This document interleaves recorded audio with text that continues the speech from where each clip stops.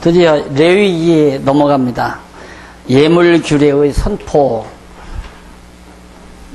3번.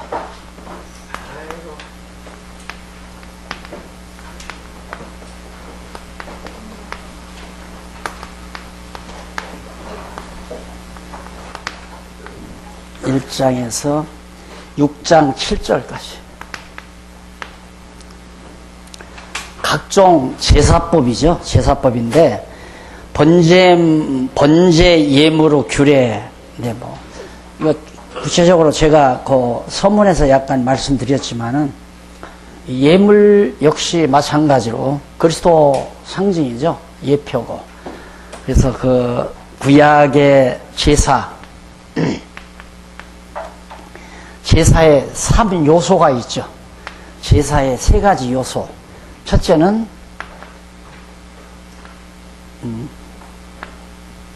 성전이에요. 그 다음 2번째는 제사장. 그 다음 3번째는 제물.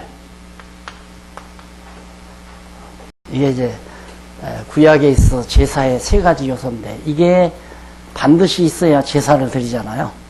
그래서 앞에 이제 성막 짓는 거 했고, 제사장 규례, 제사장 의복 만들어서 입혀서 일하게 하고, 이제는 뭐 제사장 아무리 거룩한 옷을 입고 제사장이 됐어도 제물이 없으면 안 되잖아요. 그래서 예물 규례입니다.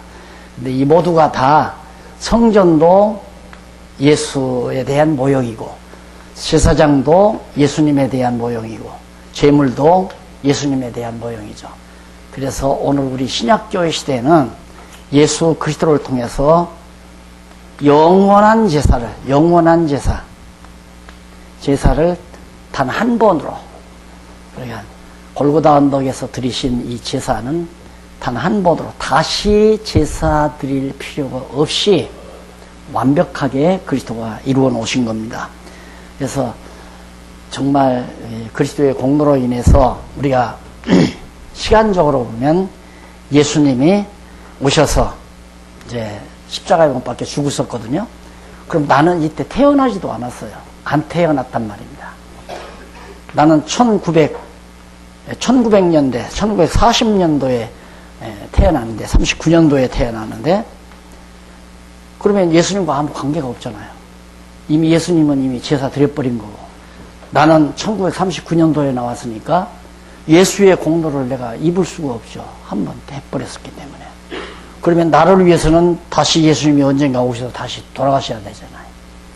그래서 이 영원한 제사라고 하는 것은 시간이나 공간이나 형상을 초월한 제사이기 때문에 역사상 한 번 오셔서 예수님이 제사를 드렸어도 과거 지은 죄나 예수님 당시에 지은 죄나 장차 지을 죄, 앞으로 범죄하는 모든 죄를 완벽하게 다 끝내셨다.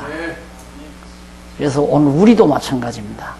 우리가 예수를 믿고 소위 세례를 받고 정말 장로가 되고 목사가 되고 교회에서 거룩한 성전으로, 성전의 제목으로 쓰임을 받았어요. 그런데 우리가 육체가 있는 한 실수하잖아요. 범죄를 한다 이 말입니다. 그러면 이 범죄는 다시 속죄하는 제사가 필요한가? 아니다 이거죠. 그렇지 않는다 이거예요. 왜? 영원한 제사이기 때문에 시간적으로는 앞으로 지을 죄라도, 나도 마찬가지예요. 설령 예수 믿기, 그래서 그것 가지고도 장난하는 사람들 있잖아요. 믿기 이전의 죄는 용서받지만, 믿음으로 말미암아 용서받지만, 믿은 이후의 죄는 용서받기가 힘들다. 그래서 믿은 이후의 죄는 그 죄에 대한 대가를 우리가 받아야 된다. 이렇게 또 말하는 사람들이 있어가지고 성도들이 완전히 다 벌벌 떠는 거예요.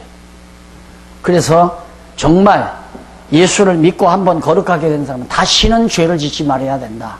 이렇게 가리키는 교리도 있고요. 그래서 하나의 교단이 생기기도 하고. 그건 아닙니다. 어쩔 수 없어요. 우리는 죄성을 지니고 있기 때문에. 금판 이렇게 뜯어서 보면은 바로 그냥 그대로 험찜만한 조각목인데 우리가 변하나요? 안 변해요. 변하려면 이제 어떻게 해? 죽어서 우리의 육체의 장막 벗어버리고 부활의 신령한 몸을 입어야 그때 완전히 성화가 되는 겁니다. 그 전에는 우리 계속 범죄하고 실수하고 그렇게 살죠. 그래도 왜? 더럽고 흠집이 많아도 하나님이 보실 때는 영광의 금판만 보이니까 금판으로 쌓아버리기 때문에 하나님이 거룩하다. 너는 내 종이다. 너는 내 몸이다. 지체다. 하고 인정해 주는 거죠. 너는 내 뼈 중에 뼈요 살 중에 살이라고. 아담이 그랬듯이 예수님은 너는 내 뼈 중에 뼈요 살 중에 살이다. 그래서 우리가 비록 불완전한 불결한 육체의 몸을 가지고 있다 할지라도 주님께서는 머리 되신 그리스도께서는 우리를 당신의 지체로 한 몸으로 인정해 주신다. 그래서 솔로몬이 못생기고 시커멓고 못생긴 술람이 여자를 그렇게 잊지 못해서 사랑하는 것처럼 그리스도께서는 흠집 많은 우리들을 흠집을 보지 않고 어떤 경우와 관계없이 우리를 사랑하고 우리를 돌보아 주시고 우리를 당신의 지체로 삼아 주시는 그리스도의 은총을 우리들이 늘 느끼며 살게 되죠. 이 감동이 성도들에게 있는 한 내가 어떻게 하면 머리 대신 그리스도를 위해서 살까? 이런 생각으로 접어들게 되죠. 그래서 그 생각 방향으로 가도록 말씀으로 안내해 주는 것이 우리 목사님들의 방향이죠. 집사님, 아니면 성도님은 얼마나 무서운 더러운 죄인이 하십니까? 나도 마찬가지입니다. 흠집이 참 많습니다. 더럽고 추악합니다. 그런데 예수님께서 우리에게 거룩한 옷을 지어 입혀서 의롭다고 해 주셨습니다. 그리고 항상 우리를 애끼시고 사랑하시고 우리를 당신의 지체로 한 놈으로 여겨주시는데 그렇다면 내 마음속에 정말 머리 대신 그리스도를 위해서 살고자 하는 뜨거운 열정이 다 오를 수밖에 없는 것이 우리 인간의 모습이란 말입니다. 그래서 예수님의 제사가 영원한 제사, 시간과 공간과 형상을 초월한 영원한 제사이기 때문에 다시는 속죄하는 제사가 없다 이 말이에요. 그런데 계속해서 지금도 제사를 드린다고 그러니까 주일날 12시, 11시에 모여서 하는 게 마치 하나님 앞에 예배를 드린다. 예배 드린다는 말이 제사 드린다는 말이에요. 예배란 말과 제사란 말이 같은 개념이에요. 그러니까 예수님께서 숭화성 우물가에 나타났을 때 물 한 모금 얻으려고 나타났을 때 수가성 여인에게 물 달라고 그러니까 당신은 보아하니 유대인인데 더러운 짐승 같은 나에게 어떻게 물을 달라 하십니까? 그러니까 내가 누구인 줄 알았으면 네가 나에게 물을 달라 했을 거다. 네가 주는 물은 먹어도 또 목마르지만 내가 주는 물은 한 번 먹으면 끝난다. 영원히 목마르지 않는다. 그 물을 주시옵소서. 그러니까 너 남편이 5이나 있구나. 그러니까 메시아로 소리다 당장. 깜짝 놀라가요. 그러면서 그 여자가 우리는 제사할 곳이 산에 있다고 하는데 당신들은 제사할 곳이 예루살렘에 있다 하십니다. 유대인들은 예루살렘에서 제사하잖아요. 예배할 곳이. 근데 거기서 예배라고 표현하잖아요.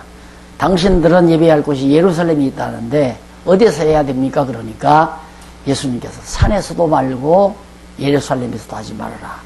왜 그러냐면 북이스라엘은 길갈과 베델에다가 산당을 지어놓고 금송아지 만들어서 거기 가서 제사하라고 했잖아요. 그러니까 그 여자가 사마리아 여자이기 때문에 이 사람들은 우리는 산에 가서 들으라고 하는데 당신들은 예루살렘에 있다 하는데 어디에서 예배해야 됩니까? 그러니까 산에서도 말고 예루살렘에서 하지 말아라. 신령과 진정으로 예배할 때가 오나니 바로 이때다. 예수님께서 이 영원한 제사 드릴 때가 왔다 그 말이. 이때가 바로 그때다. 그러니까 이제는 영원한 신령과 진정으로, 그러니까 영적 예배죠. 영적 예배 곧 신령한 제사, 영적 예배, 산제사, 영적 예배 곧 산제사. 이제 제사라는 말과 예배라는 말이 같은 개념으로 쓰잖아요. 그러니까 오늘날 우리들이 가능만 하면 당장 우리가 또 이런 것 하면 혼란이 오잖아요. 그래서 참 답답한 거예요. 이거 안 고칠 수도 없고 고치자니 혼란이 오고. 우리가 학교 다닐 때는 다 경건회라고 그랬잖아요. 경건회. 공부하다 말고 가서 경건회 하거든요.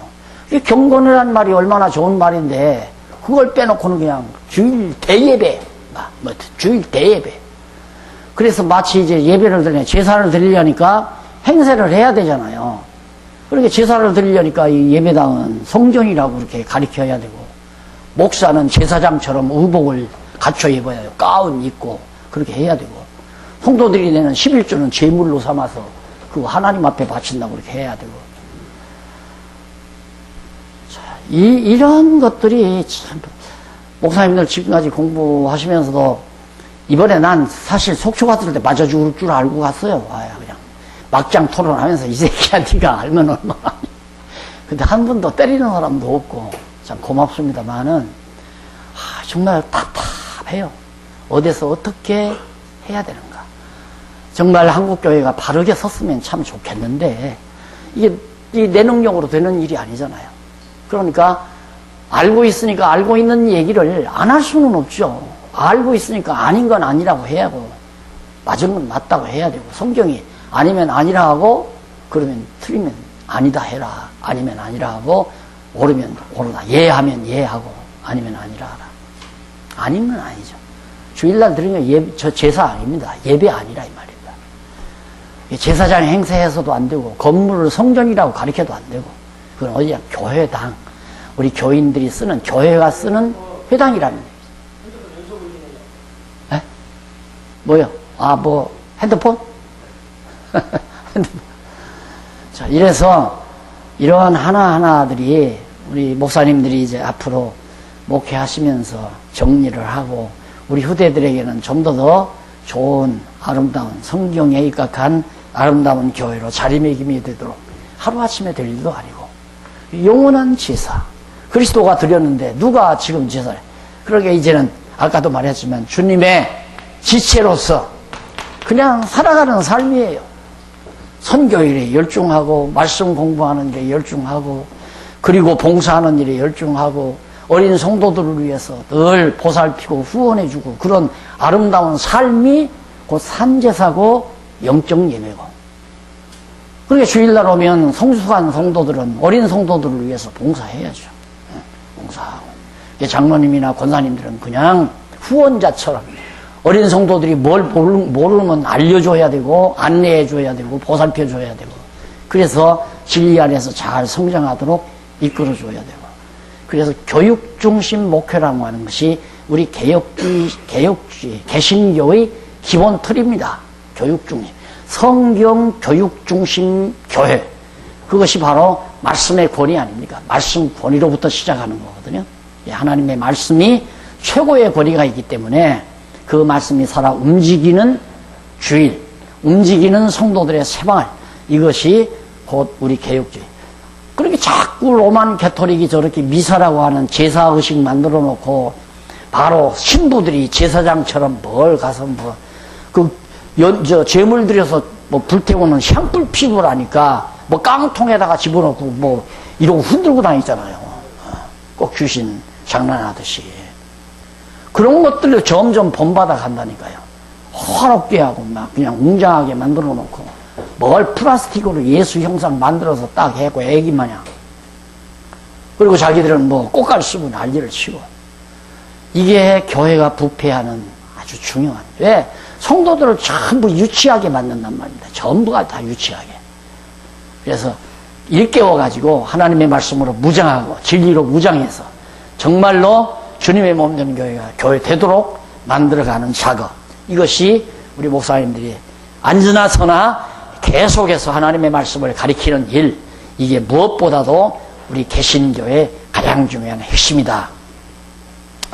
자, 그러면 1절로 2절은 여호와께서 소나 양으로 예물을 드리라고 명령하시는 내용이 나오죠.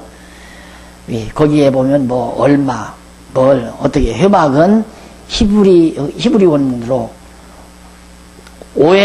오헬모헤드라고 하는 그런 말인데, 이는 거기 히브리어 하나 나오잖아요. 이는 여호와께서 이스라엘 자손을 대표한 모세를 만나는 장막. 모세를 만나는 장막. 하나님이 만나는 장소라 그 말이야. 아까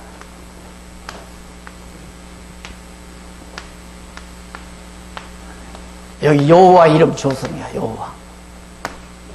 여기 와야 만나는 거죠. 이게 모세가 항상 여호와를 만나는 이 장소로 대면해서 여호와의 말씀을 듣고 기다리고. 근데 이제는 오늘 우리에게 예수 그리스도가 오셔서 참 선지자이신 예수 그리스도가 오셔서 신약 성경 요한계시록까지 완벽하게 신구약 성경을 주었다는 것은 더 없는 축복입니다. 이제는 우리는 시내산에 올라갈 것도 없고 성막 지을 필요도 없잖아요. 말씀 앞에서 우리는 말씀이 육신이 되어 오신 그리스도를 12사도들은 만났지만은 이제 정말 말씀을 그대로 말씀대로 성령이 오셔서 우리에게 기록해 주신 로고스인 성경 말씀을 대한다고 하는 것은 하나님을 대하는 거나 똑같아요. 성경 말씀을 내가 대한다고 하면 하나님을 대한다는 말씀과, 구약시대는 제사장들이 대제사장에 여기 들어가서 언약궤 안에 있는 십계명판 보지도 못해요.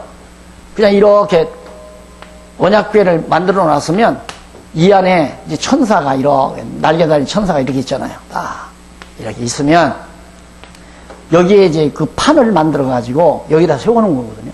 판으로 덮어버렸어요. 그 시은소라고 그러죠. 이거 떠들어봤다가는 대제사장도 죽어버려요. 예, 십계명판도 못 본단 말이다. 여기에 들어있다. 만나단지가 들어있다. 쌍난 지팡이가 들어있다. 이런 정도 알 뿐이지 그걸 볼 수는 없단 말입니다. 시은소로 그 판으로 덮어놔가지고. 그런데 우리는 하나님의 말씀을 이제 수건을 벗어버리고, 얼굴에 가리고 있는 수건 벗어버리고 하나님의 말씀을 직접 볼 수 있다는 것은 얼마나 숭고한 일인지 모릅니다. 목사님들이 서재에 앉아서 책상 앞에다가 성경 펴놓고 성경 읽는 그 모습 자체가 가장 숭고하고 아름다운 모습, 성스러운 모습, 그렇게 생각을 하시면, 왜? 어린 성도들을 위해서 요리하는 순간 아닙니까? 어린 영혼들을 먹여 살리기 위해서 신령한 양식 먹어야 성도들이 사니까 그걸 준비하는 목사님의 그 태도들이야말로 이 세상에서 나는 가장 아름다운 태도라고 생각해요. 서재에 들어가서 책상 위에 성경책 펴놓고 성경을 읽고 상고하는 목사님들의 그 태도야말로 하나님이 보실 때도 가장 아름다운 그런 모습이 아니겠나. 그래서 찾아오는 양무리들이 배고픔이 없고 잔잔한 물가로 기름진 양식으로 먹여가는 이런 일들이 하나님을 대면하는 것이 아니라 우리는 성경을 대면한다. 하나님의 말씀을 대면하는 거죠. 자, 그 다음 그 예물이란 말이 614페이지에 나오죠. 조금 이제는 원문을 조금씩 더 상고해 갑니다. 예물이란 말이 무슨 뜻이냐면 하나님의 제단 가까이 가져온 제물, 하나님의 제물.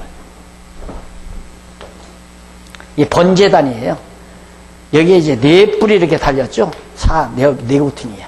그래서 어떤 짐승이든지 네발 짐승이니까 양이나 소 다, 그 다음 염소 다 네발 짐승 아니에요.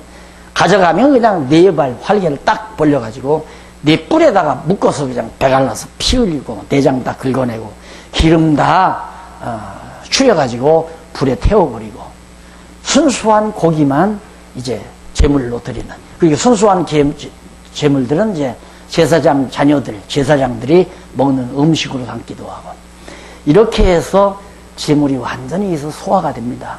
그래서 그리스도의 피 필요하고 살도 필요하고, 살은 먹고 피는 제단과 이 모든 기물에다가 뿌려서 걸어가게 만들고, 그래서 그 피가 없어도 안 되고 그리스도의 살을 먹지 않아도 안 되는 것이 오늘 우리들의 삶이라는 것, 그것이 영원한 생명의 양식이라고 하는 것, 이런 것들이 다 하나의 이런 제물의 규례를 통해서, 예물 규례를 통해서 우리에게 보여주는 겁니다.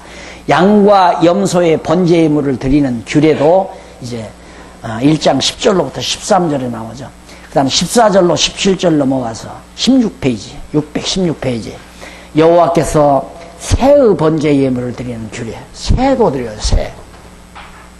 새는 비둘기, 새 이러죠. 그 다음 염소, 소. 근데 이 번제물에 돈이 많은 사람은 소를 드릴 수도 있어요. 중산층은 염소를 드리고, 아주 가난한 서민들은 새로 제물을 삼기도 하고, 그래서 제물의 차이가 이렇게 나기도 합니다.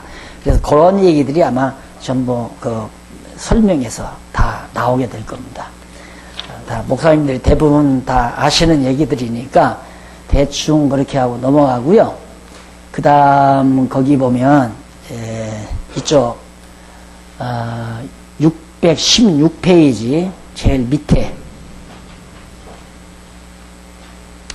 밑에 보면 이제 밑에서 네 번째 줄 거기 보면 제물을 드리는 제단을 번제단이라고 부르기도 한다. 그러면서 번제 예물은 네 번째 뒷부분입니다. 번제 예물은 수송아지와 양과 염소 그리고 비둘기 새끼들이다. 생축을 잡아 여호와께 처음으로 제사를 드렸다는 성경 기록은 아담이 타락한 이후 아벨이 자기가 기르는 양 첫 새끼와 그 기름으로 드렸다는 사실이 있습니다. 그때에 여호와께서는 그 제물을 연락하셨다고 그렇게 창세기 4장 4절에 나오죠. 그러니까 이런 제도는 구체적으로 만들어준 거고, 그 당시에 가인과 아벨 당시는 돌단이에요. 돌단. 이게 돌로 단을 쌓아서 이후에다 아브라함 때도 돌단을 쌓고 돌단에서 했잖아요. 그러니까 성막, 이게 돌단에서 성막은 이제 모세가 준 게 성막이고, 그 다음에 이제 성전, 솔로몬이 짓는 성전으로, 그 다음에 이제는 성전 무너난 다음에는 바로 신령한 교회죠. 신령한 교회. 이게 성전이에요. 이게 주님의 몸 된 교회. 주님을 머리로 한 우리 성도들이 모여서 신령한 유기체를 이룬 교회. 그게 이제 오늘 우리가 말하는 성전입니다. 이게 우리 성도들로 지어지는, 각각 받은 은사 따라 지어지는 성전이 진짜 성전. 이 건물은 교회가 쓰는 회당에 지나지 않는 거고요. 그러니까 예수님 당시는 그냥 뭐 들판이나 산 언덕이나 안 그러면 바닷가나 이런 데서 말씀을 가르치고 전하지 않았어요. 그다음 바울 때에는 각 유대인들이 각 지방에다가 지어놓은 회당들이 있죠. 유대인 회당. 그걸 가서 회당장의 허락을 받고 그걸 쓰는데 뭐 거기서 쫓겨나면 이제 다른 데 가서 이제 가르치기도 하고. 그런데 근래 와서 이게 뭐 교회가 너무 발전하다 보니까 사람이 막 몇만 명씩 모이고 몇십만 모이다 보니까 이제 건물 쪽으로 관심이 돌아가죠. 그런데 내가 늘 그러죠. 한국 교회가 이제 건물에 치중하는 한 언젠가는 한계가 온다. 결국 한계 오잖아요. 마음껏 그냥 맘먹고 소위 성전이라고 지어놓은 교회는 지금 다 문제가 있잖아요. 전부가 다. 그러니까 건물 짓는데 치중보다는, 건물 짓지 말라는 게 아니라 거기에 치중보다는 정말 교회를 짓는데, 주님의 몸된 교회, 지체를 엮어가는 일에 우리가 관심을 가져야 하는데, 그게 바로 말씀을 가르치는 일밖에 없어요. 말씀을 말씀대로만 가르치면 정말 이런 건물이 아니라 신령한 교회가 이루어지고, 신령한 교회가 이루어지면 건물은 뒤따라오는 거죠. 뒤따라오는 거. 자, 이렇게 해서 결국 이제 번제물을 드리는 규례가 17절까지 나오고, 그 다음 소제 예물이 있어요. 2장에 나오죠. 넘어가서 618페이지 소제의 예물. 소제 예물은 뭐냐면 고운 가루로 소제 예물을 삼아 드리는 규례입니다. 가루를 이렇게 갈아가지고. 그래서 이게 이제 가루를 간다는 말이 이제 그 뒤에도 나오지만은, 소제는 히브리 원어로 거기 미네하라고 그러죠. 미네하라고. 18페이지, 19페이지 나오잖아요. 미네라고 하는데, 이는 헌물이라는 의미를 가진 말로서 특히 곡식으로 드리는 피 없는 제사의 봉헌물을 말한다. 그러니까 피가 없지만은 가루로 만들어요. 그러니까 알갱이는 안 돼요. 뭐 쌀을 그냥 드린다, 밀을 그냥 드린다, 보리를 통째로 드린다, 그건 안 돼요. 완전히 가루를 만들어야 돼요. 희생이죠. 완전히 희생. 그러니까 결국 우리가 하나님 앞에 헌신한다고 하는 말은 자기가 사라져야 돼요. 자기의 고유 형태가 사라져야 된다. 자존심 다 꺾어버려야 되고, 자기 욕망 다 꺾어버려야 되고, 완전히 가루가 돼서 제물이 하나님께 드려지는 그게 우리가 그렇게 돼야 되는데 우리가 그렇게 못하니까 예수님이 온몸 전체를 완전히 희생의 제물로 드리는, 그래서 이 소재 예물도 역시 그리스도가 드리는, 그래서 거기 이제 소재 예물 드리는 구체적인 방법이 하나하나 소개됩니다. 그 다음 4절로 6절에 보면 굽거나 번철, 우리말로는 부치개라고 그러네, 지짐이라고 그러나, 이렇게 번철에다가 붙인 소재 예물, 이런 것도 전부 다 우리 희생과 봉사를 의미하는 내용들이에요. 여호와께서 삶은 소재 예물을 드리는 규례도 있고, 아주 그러니까 제사 규례가 복잡해요. 얼마나 복잡해요. 그러니 이대로 하기가 힘들다 이 말이에요. 그래서 마지막 이제 보면은 말라기서에 가보면은 바벨론 포로로 갔다가 돌아와서 제사가 회복되지 않아요. 이거 이렇게 다 하라는 대로 하려니까 귀찮거든요. 귀찮으니까 성전에 들어가서 이 떡을 한번 딱 떡상에다가 차려놓으면 일주일도 가고 한 달도 가는 거예요. 뭐 갖다 놓고 갖다 놔와야. 그러니까 오늘 유교 제사 의식도 좀 트인 사람들은 뭐지? 야, 그건 뭐 해놔봤댔지. 아버지가 와서 잡수는 것도 아닌데. 야, 때려치자야. 이스라엘 백성들이 그거였죠. 뭐 갖다 놓으면 뭐예요? 그러니까 그냥 일주일도 가고 한 달도 가니까 퍼렇게 곰팡이가 쓰는 거예요. 그 다음 불도 켜놨다가 그냥 기름이 다 달아버리면 꺼져버리기도 하고, 정상적으로 해가 뜨면 꺼야 되고 해가 지면 불을 켜야 되거든요. 향불은 꺼는 건 안 되죠. 향불도 다 꺼지는 때가 있고, 이러니까 하나님께서 말라기 선지자를 통해 다 치졸하면 다 안 받는다. 다 내가 온전한 제사를 받겠다. 그 온전한 제사란 예수 그리스도의 제물을 내가 받겠다 그 말이거든요. 근데 온전한 제사, 온전한 11조 이런 것들을 그리스도에게 적중시키지 아니하고 우리는 어떻게 말하냐면, 사과 한 상자를 어디로부터 선물 받았으면 20개 들었으면 2개 갖다 내야 한다. 그게 온전한 것이다. 누가 책값에 보태서 책 사보시라고 5만 원 받았으면 5천 원 어김없이 5천 원 갖다 내야 한다. 이걸 온전한 11조라고 얘기를 하는데, 그게 아니고 말라기 마지막 예수님 오시기 전에 선지자 아니에요. 마지막 선지자. 이 짓을 하니까 더럽고 치졸하게 하나님께서 명령한 대로, 지금 이 소재 하나만 드리는 것도 얼마나 복잡해요. 가루도 마음대로 넣는 게 아니에요. 딱 돼야 돼요. 호불호 뭐 얼마 3분의 2 뭐 이런 식으로 해서 번철로 드릴 때도 있고, 아니면 무드르고 없는 떡으로 드릴 때도 있고, 가루로 드릴 때도 있고, 그러니까 아주 복잡하죠. 그 모든 복잡하고 어려운 것들을 예수 그리스도 한 분께서 다 해결했다. 그래서 우리가 편안하게 하나님의 백성으로 살 수 있고, 하나님의 귀한 종으로서 쓰임도 받을 수 있는 거고, 더럽지만 하나님이 추악하다 하지 아니하시고 우리를 의인으로 보아주시고, 이런 엄청난 은총 속에 우리가 살게 됐다는 얘기죠. 그래서 우리는 그리스도를 잊을 수가 없는 거예요. 구약 시대에는 여기서 재물을 갖고 여기를 가야 여호와를 잊지 않고 기억해주만, 애굽 땅 종되었던 집에서 인도하여 내신 여호와 하나님을 잊어버리지 않게 만드는 방법이 바로 이 방법이었단 말입니다. 그런데 오늘 우리에게는 여호와 하나님을 잊어버리지 않게 하는 방법이 뭐냐면, 이 모든 성막을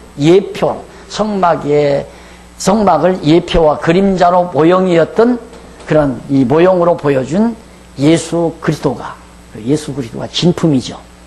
이제 실체고, 그리스도를 통해서 우리는 그리스도를 잊을 수가 없잖아요. 그리스도를 잊어버리는 순간 나는 벌써 죄의식에 사로잡혀 있고, 불안에 사로잡혀 있고, 또 정말 자기 학대를 할 수밖에 없는 우리 인간. 그러나 내가 설령 이 땅 위에 사는 동안 부족하고 미련하고 조각목같이 형편없이 천대를 받아도 그리스도를 기억하는 난, 너는 나를 천대하지만 하나님께서는 조각목 같은 나를 금판으로 싸서 영광스럽다고 보신단다. 이 어리석은 인간아, 나를 그렇게 천대하지 말라. 이래야 우리가 살아나가지.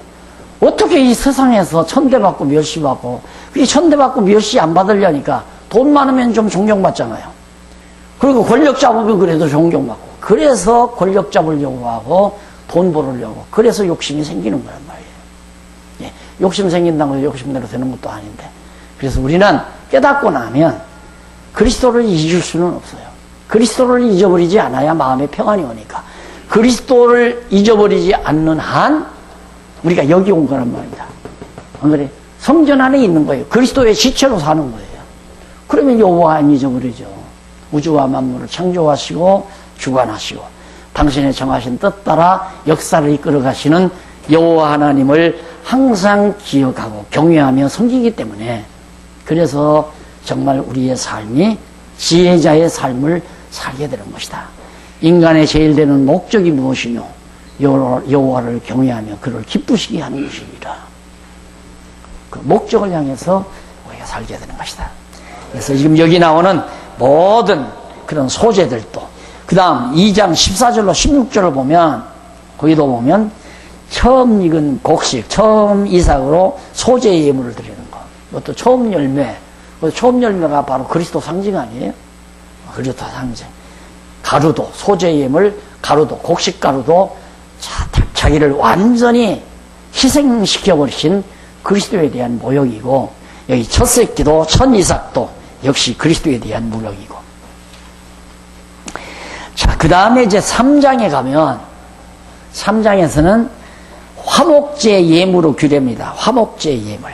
이 화목제라고 하는 것은 하나님과 우리가 원수됐잖아요. 하나님과 우리가 완전히 원수됐기 때문에 이게 이 관계를 통하지 않고는 하나님을 만날 수가 없으니까 화목제 예물을 드려서 제사를 드려야 하나님과 화목이 이루어지는 거란 말입니다. 그게 이제 화목제 예물이에요. 그래서 3장 1절로 5절에 보면 여호와께서 소를 잡아서 화목제 예물을 드리는 규례가 거기 다 소개됩니다. 그래서 화목제란 무슨 뜻이냐면 감사제 또는 평안제라는 그런 뜻입니다. 화목제, 감사제, 평안제.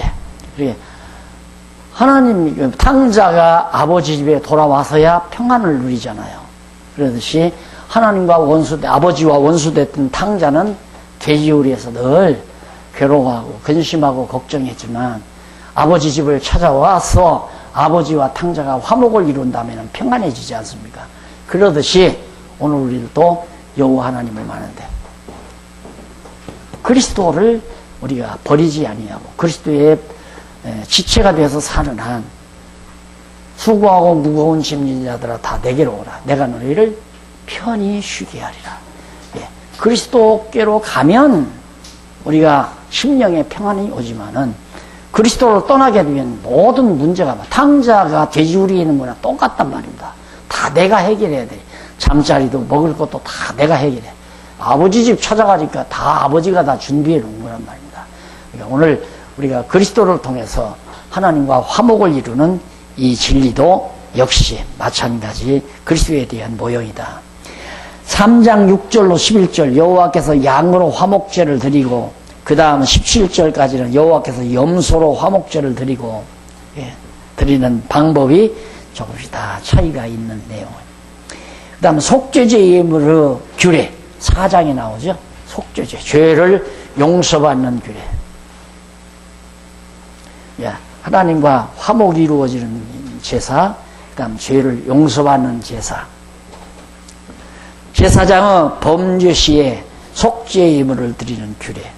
인간은 히브리서 기자가 그렇게 얘기를 해요. 구약시대 제사는 제사장이 다 인간, 죄 있는 자였기 때문에 자기를 위해서 먼저 제사를 드려야 돼요, 제사장이. 그래서 자기가 속죄함 받은 다음에 거룩한 제사장으로서 백성들을 위해서 제사를 드리게 되는 거죠. 그런데 예수님은 처음부터 죄 없으신 분 아니에요? 거룩하신 하나님의 아들로서 오신 분이기 때문에. 그런데 왜 죽으셨는가? 우리의 죄를 다 전가받아가지고 우리의 죄를 전부 전가해서. 그러니까 이런 제물들을 대개 보면 백성들이 여기 죄를 범하고 나면 여기 올 거 아닙니까? 제사장들이 제사 드리는 곳을. 여기 오면은 이제 제물에다가 내가 이제 양을 하나 가지고 왔어요. 그러면 양의 머리에다가 내 손을 얹어요. 내 손을 얹고 기도를 하면 내가 지은 모든 범죄가 양에게로 전부 전가가 돼요. 양에게로 다 간다 이 말입니다. 그래서 양을 제물로 삼아서 여기서 죽여버리면 죄가 없어져 버려요. 불로 태워버리고 피를 갖다 여기다 뿌려버리면 죄가 없어지는 거예요. 그러듯이 예수님은 무지하게 죄 없이 이 땅 위에 오셨지만은 우리 인간들의 죄를 대신 다 걸머주셨어요. 다 전가받았어요. 내 죄도 여러분의 죄도. 오늘 살지만 내일 또 혹시 우리 범죄할 죄 있잖아요. 그 죄까지라도 다 시간을 초월해서 전가가 돼버렸다 이 말입니다. 그러니까 우리가 살지. 안 그러면 우리 세상 살면서 때로 미워하고 증오하고 서로 싸우고 다 이러고 사는데 그러고 나면 또 울어야 되잖아요. 내가 이걸 몰라가지고 지난번에 말씀드린 이걸 몰라가지고 야 내가 이 죄를 졌는데 여학생 쳐다본 죄, 여학생 바라보고 가슴 울렁이는 죄, 그 죄가 제일 크더라고요. 내가 살아보니까 청소년 때 그거 어떻게 해야 되느냐고. 해결이 안 되니까 이거 어떻게 해야 되냐. 내가 이렇게 죄를 졌는데 하나님 이걸 어떻게 용서해 준다는 확고한 뭐가 있어야 되는데 그래서 알미니안주의 신학은 항상 불확실성이에요. 천국 가봐야 한다는 거예요. 천국을 가봐야 한다. 그러니까 불안한 거죠. 그래서 진리를 모르는 그런 성도들을 통솔하기는 참 좋아요. 알미니안주의 신학이.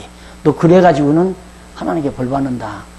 너 보응이 임해. 너 그런 죄 졌으면 하나님이 보응한다. 그러니까 벌벌 떠는 거예요. 그래서 철저히 잘 통솔이 되는 거죠. 장로교 올바른 성경대로의 신학은 목사님들이 제일 걱정하는 것이 통솔이 안 되겠다 이거야. 통솔이 안 된다는 말은 누구를 의심하는 얘기냐. 머리 대신 그리스도를 의심하는 거죠. 성령이 또 교회와 함께 한다는 것도 의심하는 거예요. 원래 장로교가 성령론이 없잖아요. 그게 성령론이 없다 보니까 교회는 누가? 인간이 잘 다스려야 된다. 그래서 인간이 통치자의 자리에 앉는 거예요. 그러다 보니까 오늘날 이렇게 교회가 부패하게 되는 원인 중에 하나가 됐다. 이구동성으로 정말 신문에 늘 엊그저께는 경향신문에도 그거 나왔습니다. 교회가 완전히 너무 권위주의고 교권주의로 그런다. 그래가지고 지금 막 들고 일어난다 이거죠. 이런 모두가 대책 없이 그렇게 자꾸만 잘못된 걸 얘기하면 어떡하란 얘기예요 그러면. 다 그냥 내버려 두란 얘기예요? 덮버리란 얘기예요? 이게 대책이, 대안이 있어야지 분명히.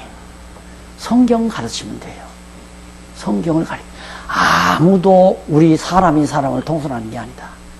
성경 말씀을 바르게 깨닫게 되면 진리의 보혜사 성령께서 우리 안에서 내주하셔서 성령이 우리 안에 계신다고 그러잖아요. 그리스도가 우리 안에 계시고 하나님이 우리 안에 있고 우리가 하나님 안에 있고 그리스도가 내 안에 계시고 내가 그리스도 안에 있고 우리가 하나님 안에 계시고 하나님이 우리 안에 계시고 그런 신령한 유기체가 되어지는 방법이 성경을 알고 믿는 것이 하나 되는 일밖에 없다.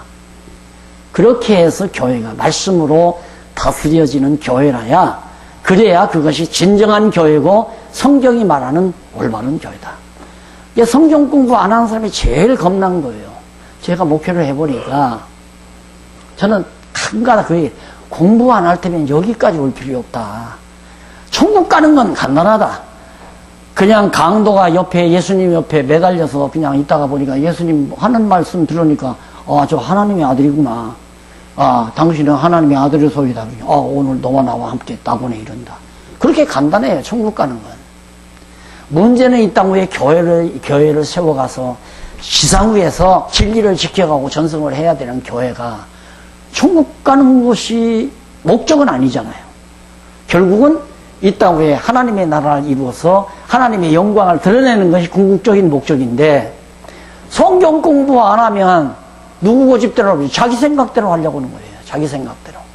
내 소견에 옳은 대로 한다. 내 소견에 옳은 대로. 목사도 자기 소견에 옳은 대로. 장로도 자기 소견에 옳은 대로. 권사도 자기 소견에 옳은 대로. 그러다 보면 싸움밖에 더 일어나요. 그래서 자꾸 분쟁이 일어나는 거예요. 이게 지상교회는 어쩔 수 없이 피할 수 없는 일이지만 우리가 순수한 교회, 아름다운 교회를 지향하는 가장 중요한 방법은 말씀을 말씀대로 전해서 가르치는 일밖에는 다른 대안이 없다. 그 얘기예요. 자, 그 다음에 이제 제사장의 법률시에 자기를 위해서 제사 드리고 나서 제사를 하는 거고요.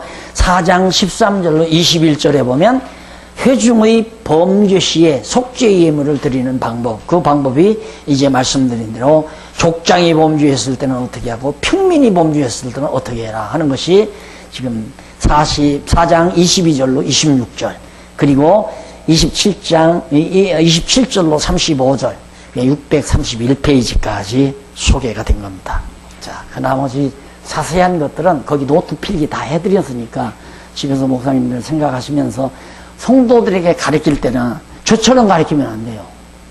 저는 목사님들에게 지금 목사님들은 다 짚어만 드리면 되잖아요. 핵심만 짚어드리면. 그러나 성도들은 자세하게 원어풀이도 해가면서 이것은 원래 무슨 뜻입니다. 그래서 속죄제사는 여차한 거고 해서 자세하게 여기 노트에 되어진 내용들을 참고하셔서 그렇게 자세하게 가르쳐 나가시면 되겠습니다. 자, 오늘은 오전 시간에는 여기까지. 다음 점심 잡수시고 5장부터 해가도록 약속합니다. 기도하십시다. 자비하신 아버지 하나님, 오전 시간 잘 마무리했습니다. 오늘 우리에게 더욱 지혜의 영이 함께 하소서. 정말 한국교회를 말씀 반석 위에 세워가는 하나님의 귀한 역군들로 꼭 붙잡아 주시옵소서. 예수님 이름으로 기도드립니다. 아멘. 감사합니다.